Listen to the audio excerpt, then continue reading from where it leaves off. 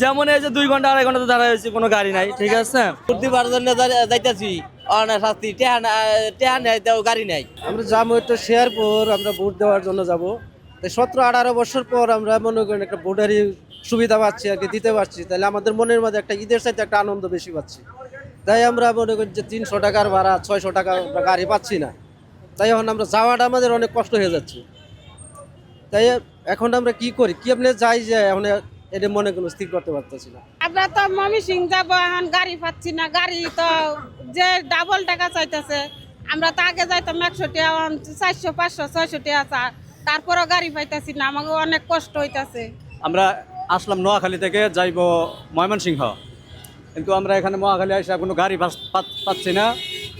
এখানে আপনার যে ভাড়া আছে, ভাড়া এখানে ডাবল, যেমন 150 টাকা 200 টাকা ভাড়া, এখন 500 টাকা 600 টাকা ভাড়া আমাদের যাইতে হচ্ছে, তাও গাড়ি পাচ্ছি না। 3 ঘন্টা যাবত দাঁড়িয়ে আছি, এখন পর্যন্ত কোনো মোবাইল কোড বা কোনো আছে না। অনেক বাড়তি ভাড়া নিচ্ছে, আর অনেক দুর্ভোগান্তি আছে, মানুষ হেঁটে হেঁটে বাইরে যাচ্ছে।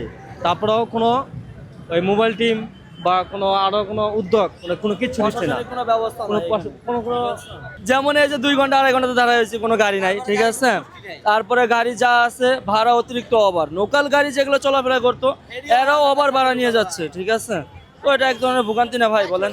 ঘুরতে পারার জন্য যাইতেছি অনেক শাস্তি টেহা নেই তাও গাড়ি নাই। 500 টাকা 600 টাকা করে নেয়, গাড়ি তাও নাই। তাহলে হয়রানি করে যাওয়া কি আমার লাভ?